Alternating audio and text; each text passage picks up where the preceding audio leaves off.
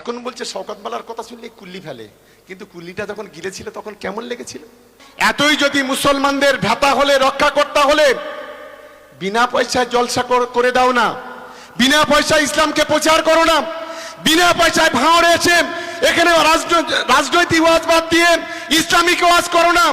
হাদিসের কথা বলো, কোরআনের কথা বলো, ইসলামের কথা বলো, শান্তির কথা বলো, তবে তোমাদেরকে বাপের বেটা বলবো।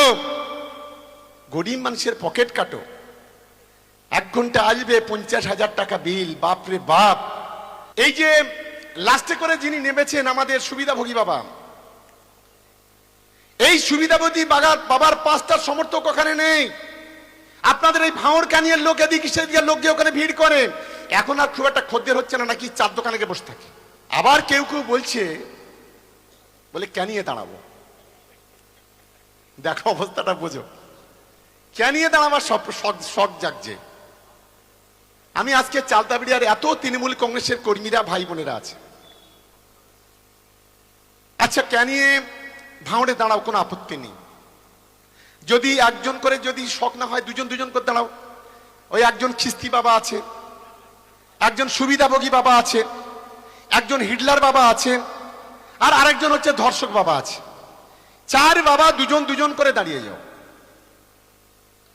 আচ্ছা এখানে দাঁড়াবার আগে তুমি যে জায়গায় জন্মস্থান তোমার, এই বিধানসভাটার নামটা হলো জাঙ্গিপাড়া বিধানসভা। কি তোমরা সবাই জানো তো? ফুরফুরা শরীফ সবাই তো যায়, জানো তো?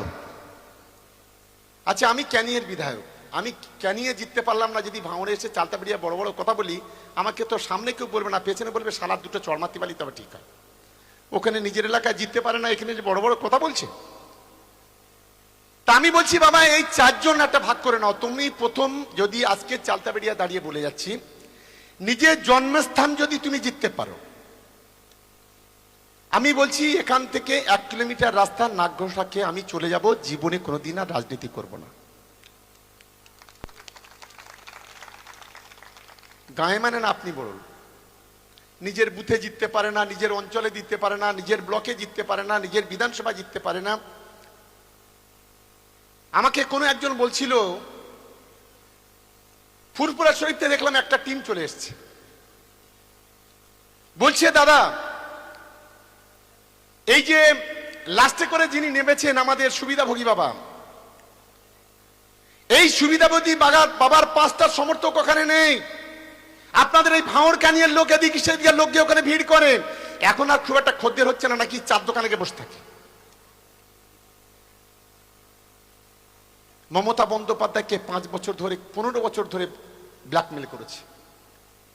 আমি ইতিহাসটা আমি বলছি না, ইতিহাস যেদিন খুলবো আমার কাছে আছে।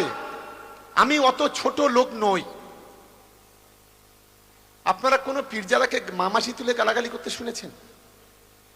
হ্যাঁ, এখন বলছে শওকত মোল্লার কথা শুনলে কুল্লি ফেলে, কিন্তু কুল্লিটা যখন গিলেছিল তখন কেমন লেগেছিল।